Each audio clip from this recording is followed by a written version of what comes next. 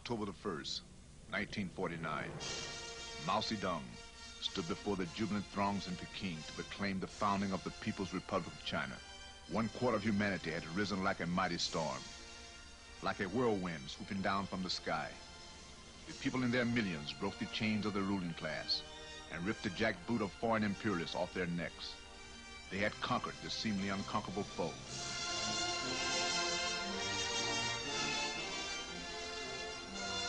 There were those who said it could never be done, that the imperialists and the domestic reactionaries were too strong.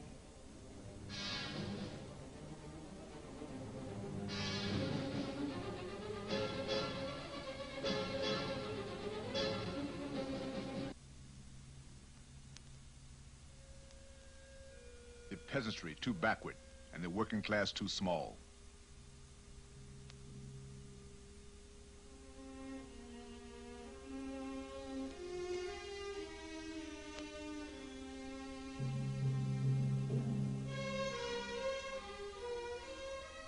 Mao Zedong had declared that the red flag of proletarian revolution would rouse the workers and the peasants, sword in hand, rolling back the enemy as we would a mat.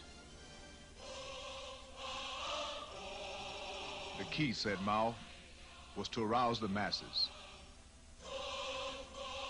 arm them not only with guns, but with a political consciousness of the tremendous task before them, and of the bright future that the struggle would bring for mankind.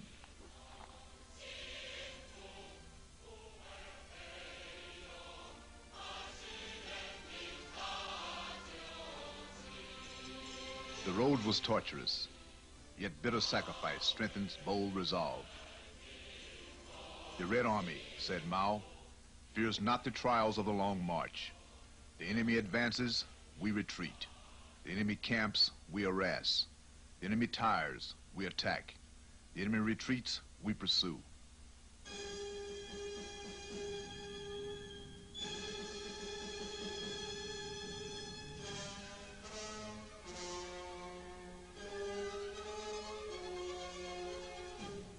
Led by Mao's brilliant military line, the Red Army drove the Japanese imperialists out of China.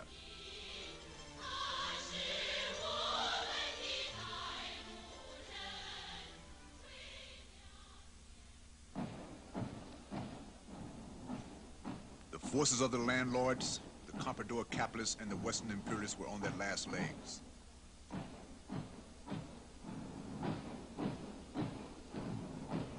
Our mighty army, 1 million strong, has crossed the great river, Mao rejoiced, with power and to spare. We must pursue the towering foe.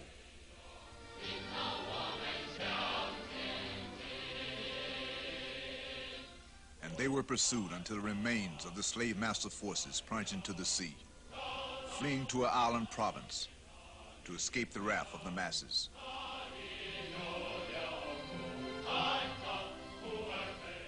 Oppression breeds resistance, but the great victory of the Chinese War of Liberation was not just a peasant uprising against the evil gentry.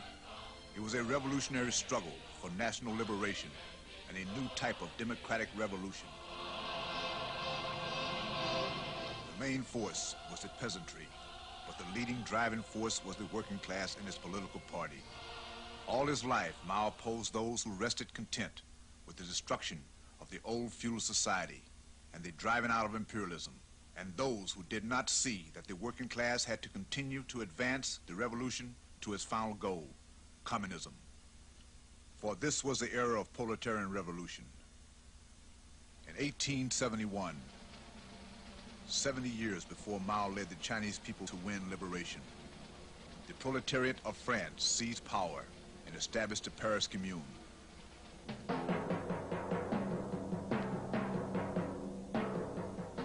For a brief time, the working class ruled the city.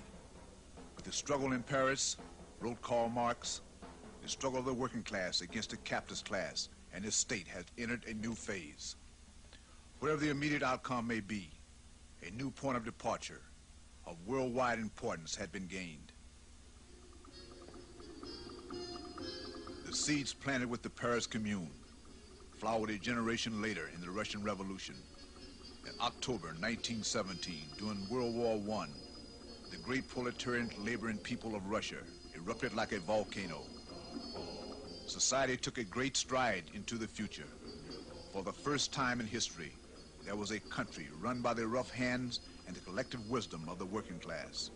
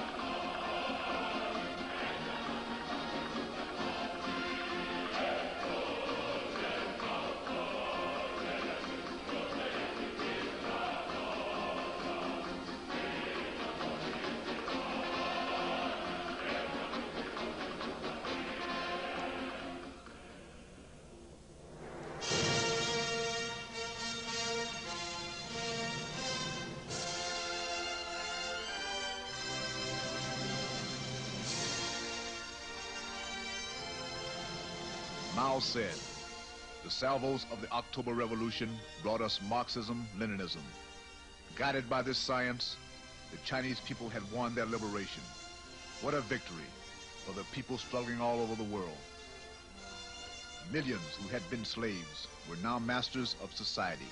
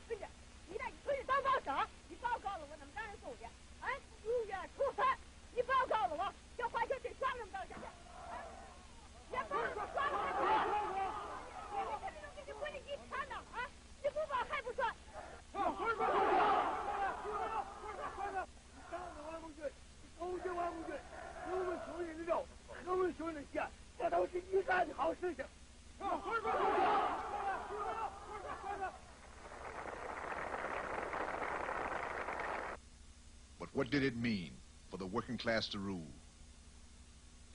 Mao pointed out, to win countrywide victory is only the first step of a long march of 10,000 li. The Chinese Revolution is great, but the road after the revolution will be longer, the work greater and more arduous. The new society was stamped with the birthmarks of the old.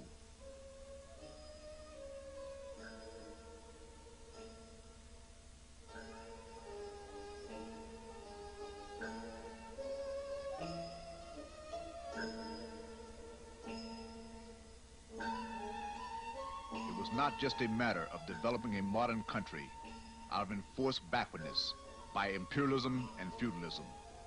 Only by relying on the masses in their millions, only through fierce class struggle to dig out all the roots of the old society could China advance down this socialist road. But there were those who worshiped the big and the profitable, those who insisted on mimicking the foreign capitalists, those who would take China back down the road to capitalism in the name of modernization. Things came to a head. Mao Zedong led the Chinese people in the Great Leap Forward, a tremendous mass movement to promote development through self-reliance. Go all out, aim high, and achieve faster, better, and more economical results, said Mao. But he did not just say, achieve results in developing the economy or in industry. He said, in building socialism. Backyard steel smelting, impossible. Impractical, shouted the crusty bureaucrats. People's communes, too soon, wailed the bourgeois Democrats. But millions went into battle. A nationwide high tide of socialist transformation swept across the country.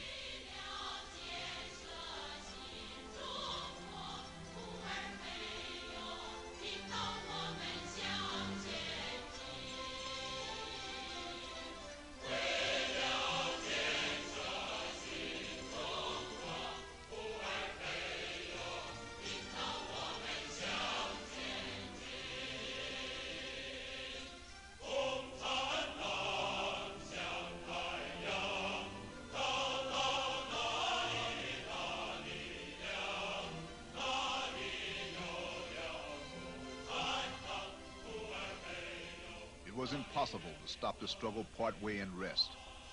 But right in the Communist Party itself, there were those who did not want to go forward.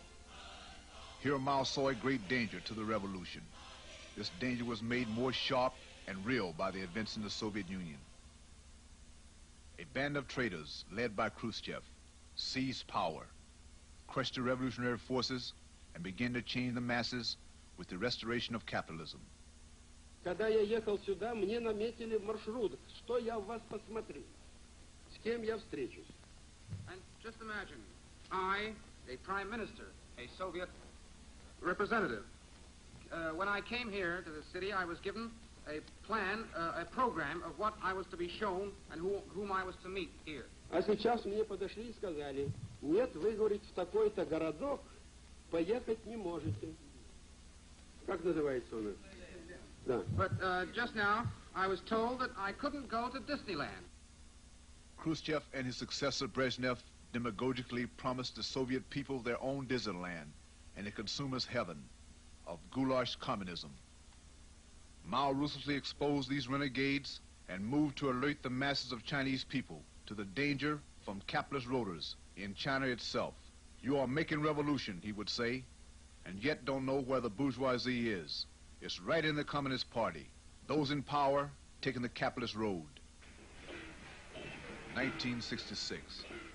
Mao launched a momentous uprising against the high and mighty in authority who wanted to short-circuit the revolution. He called on the masses to bombard the bourgeois headquarters in the party.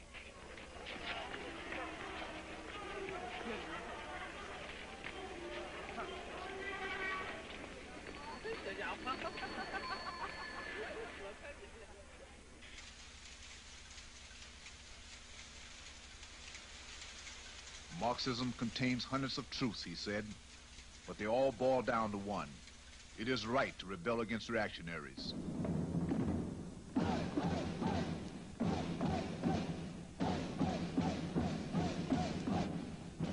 But those like Liu Shaoqi and Deng Xiaoping who chirped, "This is one hell of a mess.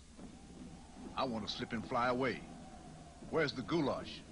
Mao retorted, "Drop your wind and nonsense. Look, the world is being turned upside down."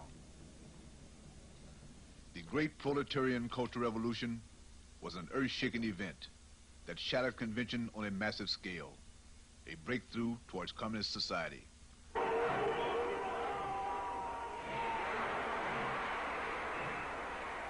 Never before in history had the masses participated more in political life. Millions joined the struggle over what road forward for China.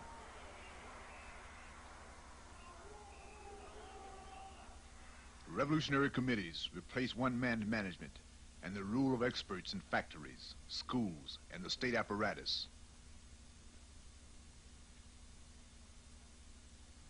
Under Mao's leadership, his wife Jiang Jing led the struggle to drive the bourgeoisie from the control of the cultural arena. If the Ministry of Culture refuses to change, charged Mao, it should be renamed the Ministry of Emperors, Kings, Generals, and Monsters, the Ministry of Talents and Beauties, or the Ministry of Foreign Mummies.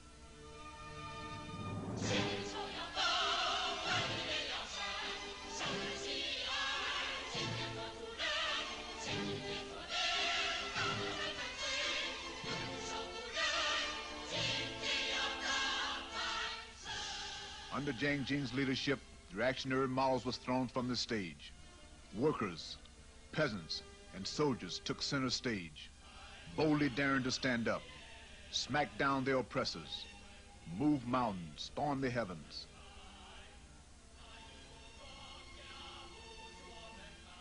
The struggle reached a crucial turning point with the January storm.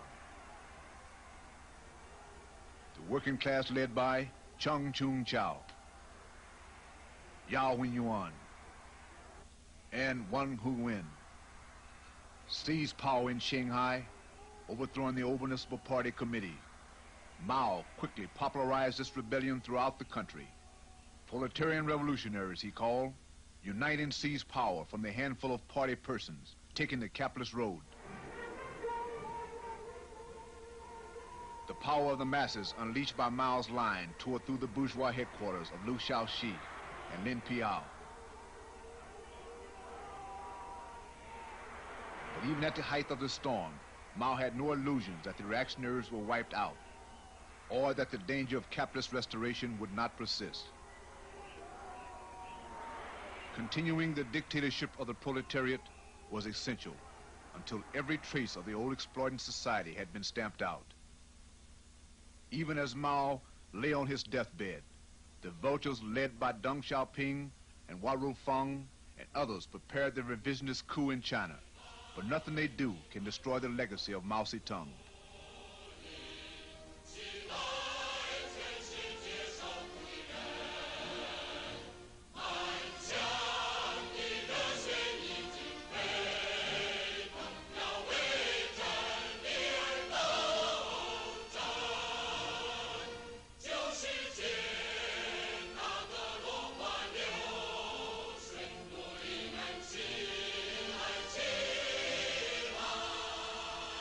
Mao Zedong, a great Marxist-Leninist, who stood firm in the swirl of the mass movement, strong in the face of desertion from the revolutionary ranks and attacks from reactionaries inside and outside the Communist Party. Mao Zedong, who continually mobilized the masses to advance the revolution on the socialist course, who constantly alerted the people to the danger of restoration, but declared, one day, the red flag of proletarian revolution will fly not only in China, but in every country of the world.